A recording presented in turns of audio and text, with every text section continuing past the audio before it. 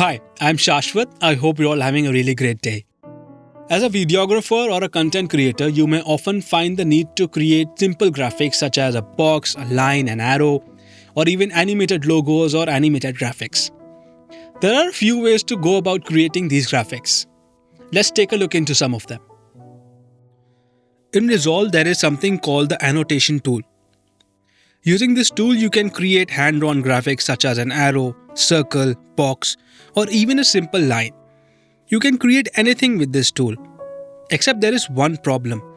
Anything you draw with the annotation will not render when you render the video. That's because annotations are marker-based and not clip-based, and you can't render the markers. You can extend the length of the markers, but they are still markers. So unless you wish to screen capture the annotation process, this technique will not work. The next thing you can do is use text. Let's load the basic text and in the font style select Wingding 3. In Wingding 3 we get different types of arrows, and if needed we can use these arrows, but there is not much that can be done with them. And if we need to animate or stretch them, we don't have the option to do that. What we can do is create some custom graphics and convert them into macros. But what is a macro? A macro is a series of commands or actions that can be recorded and played back to perform repetitive tasks. They can be used to create reusable effects, titles, and transitions. They can be thought of as templates. In this video, we'll create some custom graphics and convert them into macros for future use. So let's create some graphics. The first macro that we are going to make is a simple box. The box can be used either to highlight certain parts of a video, or it can be used as a background base for text or something. To make this in the Fusion page, first go to the effects panel and in the tools go to shapes, and from shapes click and drag S rectangle, S boolean, S render, S outline and S transform. In the rectangle node, go to inspector and change the height and width to create a small rectangle and give it some corner radius. Next, connect the rectangle node to the render node and load the render node into the scene. Connect the rectangle to the boolean node twice. Then connect the boolean node to the outline node. Now as we see, our rectangle has an outline. In the inspector of the outline node, we can change the thickness of the outline and the length and the position of the outline as well as the border style. Now let's change the color of the border. Go to the boolean node, go to style and change the color to red. Now let's connect the outline to the rectangle. Click and drag the output of the outline and drag it on the output of the rectangle. This merges the two together. Now we see that we have a box with an outline, and we can change the color of the box as well. Let's make it yellow. We can also adjust the opacity of the box. And using the S boolean, we can adjust the opacity of the border as well. Next, connect the merge to the S transform node and the S transform node to the render node. Now we have the ability to transform the box in the viewport. We can move, rotate and scale the box. But we want the scale to be uniform, and to do that, we will use a very simple expression. In the Y size numerical area, type the equal to sign.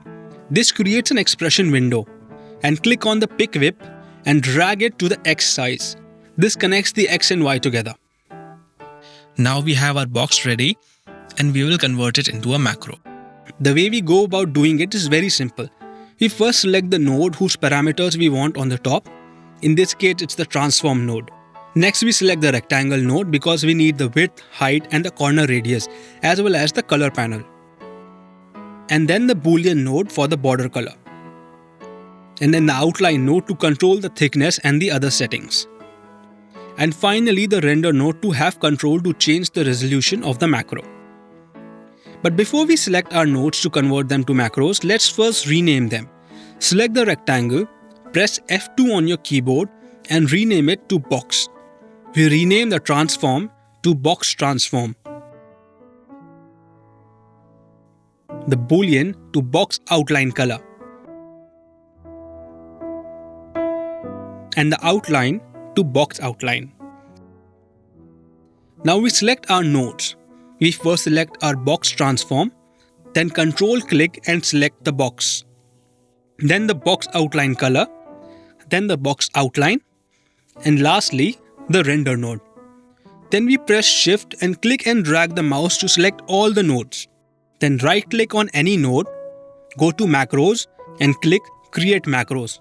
This opens the Macros property window. Here we will select the properties that we want. But first, change the name of the macros to highlight box. Then go down the transform settings and select X offset and Y offset. We don't need the Y size and change the name of X size to just size. Select rotation and we are done. Next, go to the box. In the box, select width, height, corner radius, and then go down to style and select color, green, blue, alpha, and opacity, and rename color to fill color. Next, go to the border outline color and select the same color channels as the one above, but rename the color to outline color. Then go to box outline and select thickness, border style, meter limit, cap style, position, and length. And finally, in the S render, select process mode, width, height, pixel aspect, use frame, and depth. Then we go to the file on the top left corner and select Save as Group. Now select the directory that you want to save into. In Windows, go to App Data, Roaming, Blackmagic Design. Here we have DaVinci Resolve and Fusion. First we go to Fusion and then Macros and press Save. Then we save it once more. This time we go to DaVinci Resolve, Support, Fusion, Templates, Edit, and then Generators. Now let's open Resolve and go to the Generators in the Effects tab. Scroll down to Fusion Generators and here we will find our highlight box. We can load it and use it how we want.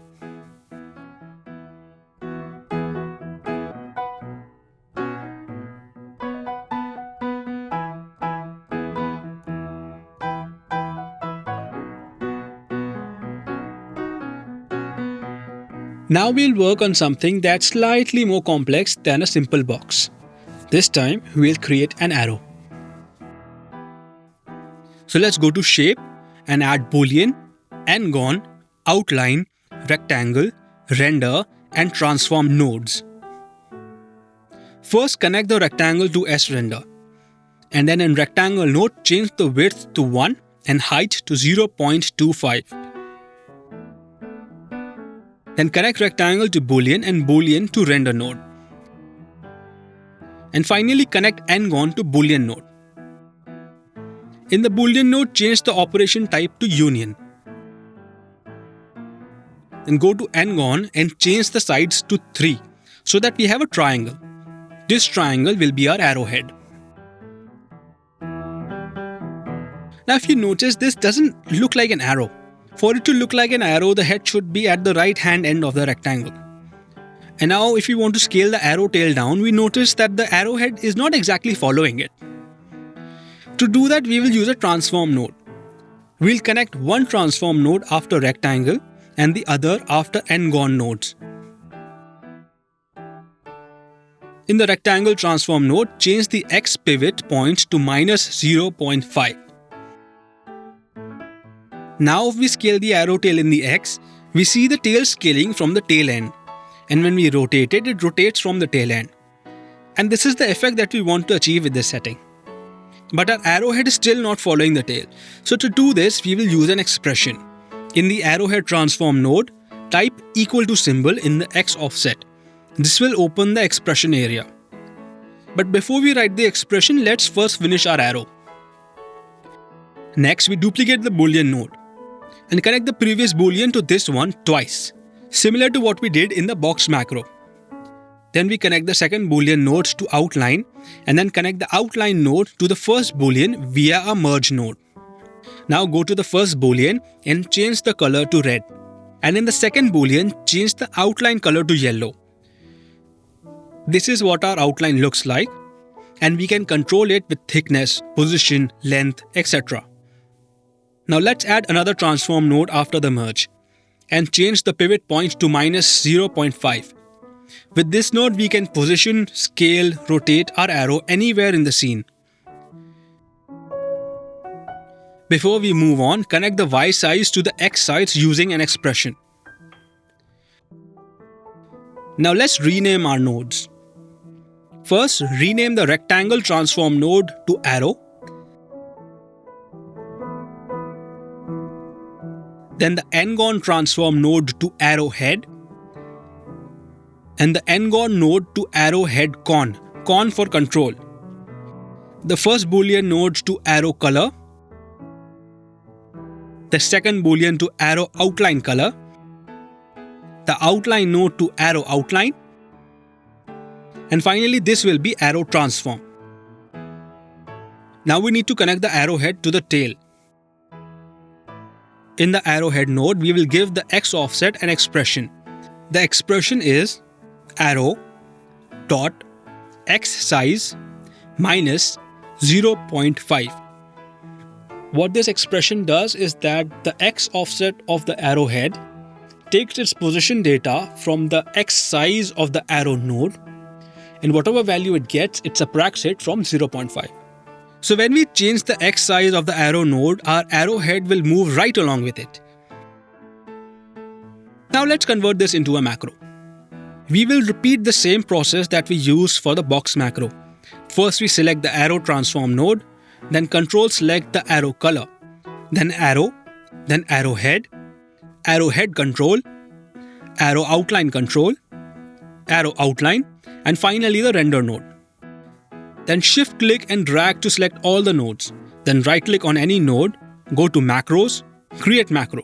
This opens the macro property window. In the arrow transform node, we select offset, size, and rotation. Then in arrow color, we select all the colors from red to opacity and rename color to fill color. In arrow node, we only select X and Y sized. In arrowhead, we select X and Y size as well as rotation. In arrowhead con, we only select sides.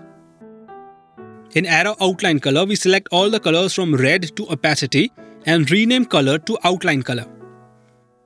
In arrow outline, we select everything from thickness to length. And in the S render, we select everything from process mode to depth. Rename the macro to arrow.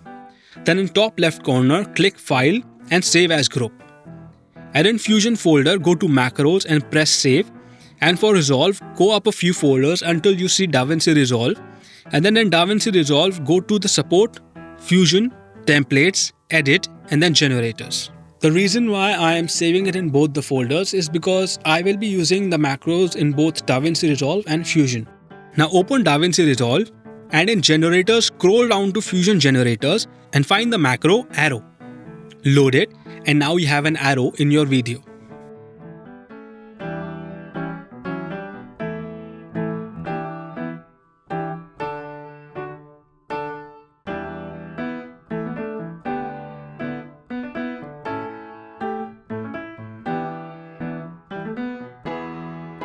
Instead of regular geometric patterns, we can also create macros for hand-drawn lines. For this, bring out a background node and a paint node. Connect the background to the paint node and load the paint node into the scene. Then select the background node and make sure the alpha is 0 to make the background transparent. Next, duplicate the background and paint node 2 more times. The first one is going to be a line, the second an arrow, and the third a circle. Now select the paint node and in the paints toolbar, select the stroke tool. In the inspector, go to brush settings, change the size to 0.005. In the stroke control, change the spacing to 0. If you are using a tablet, then scroll up to the tablet settings and change the vary size to pressure. Now you can make a line with varied pressure size. Now draw a line and do not hesitate to undo until you get the line you are looking for. Next, go to the Modifiers tab and delete the unnecessary strokes. Now select the next paint node and here we are going to draw an arrow. Set up this paint node as you did the previous one and start drawing arrows until you get the right one.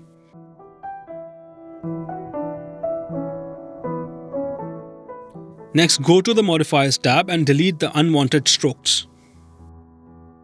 For the last one, we are going to draw a circle and follow the same steps as before.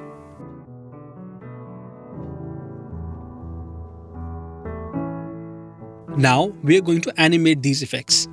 So, first set the frame range to 20 frames.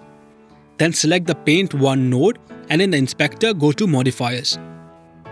In the stroke control, we are going to animate the right on. Now let's go to the last frame and insert the keyframe. And then go to the first frame and insert a keyframe. And drag the right on end to 0. Now we have an animated stroke. Now we'll do the same with the arrow and the circle. Now let's add 3 transform nodes and connect all the paint nodes to them.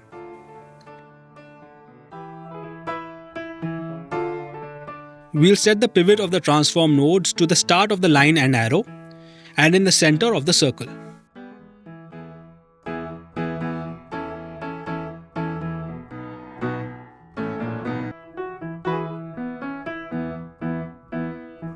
This gives us a starting point and we know if we rotate the lines, they will rotate from the assigned pivot.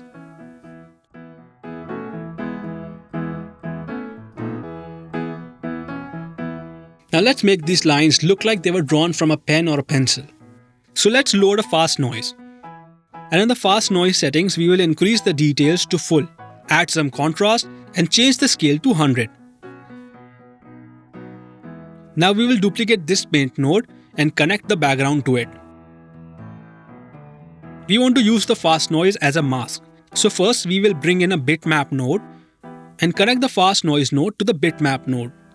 And then connect the bitmap node to the mask of the second paint node.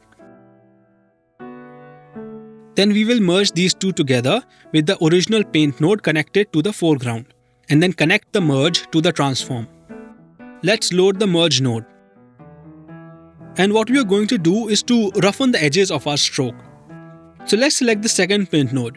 And in the modifiers, we'll slightly adjust the scale. And next we'll slightly adjust the softness as well.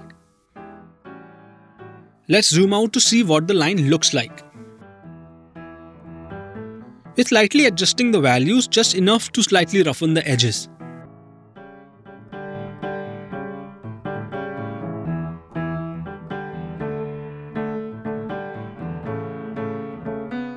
And now we will do the same thing with the other paint nodes.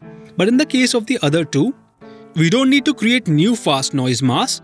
We'll just use the one that we already have.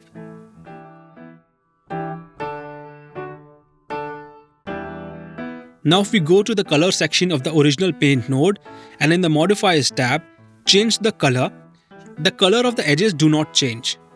To fix this, we will use expressions. First select the original paint node and in the inspector press the pin icon. This pins our node to the top.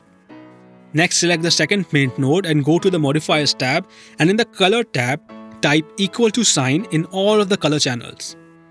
This opens the expression box. Now we will pick whip each of these channels to their corresponding channels in the pinned paint node.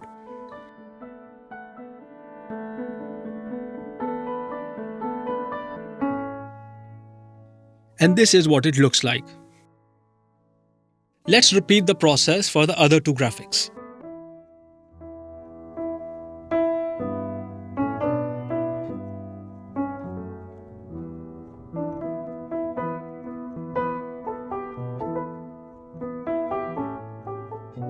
Now let's convert them into macros. First, we select the transform node and control click and select the paint node. Then shift click and drag to select all the nodes. Then right click on any node, go to macros and create macros. This opens the macro setting window. Rename it to hand drawn line and then in the transform node we will select the necessary transform tools except the pivot. And in the stroke node select all the color related tools.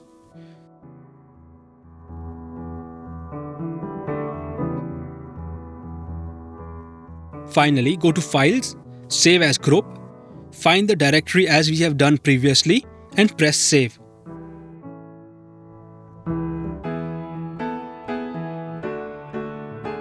Go to Resolve, load hand-drawn line from the generators and we'll see that it works.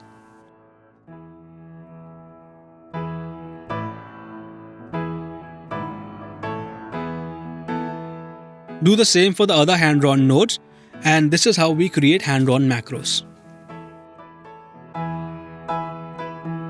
Suppose you have created an animated graphics for a video, and then you realize that you want to reuse this animated graphics for a future video or a future project.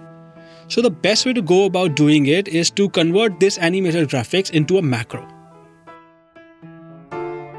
So these are some of the animated graphics that I made for my use. The process is similar to the one that I showed you for the hand-drawn macro.